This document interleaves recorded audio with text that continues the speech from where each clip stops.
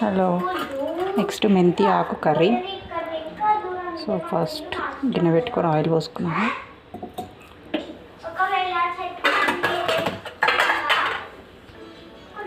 ఆవాలు,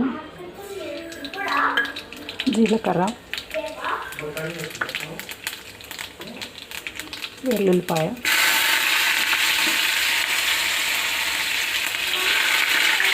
next onions బాగా fry అవ్వాలి.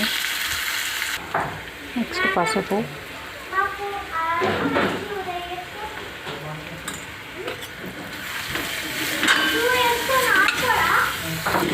నెక్స్ట్ మెంతి ఆకు వేసానండి.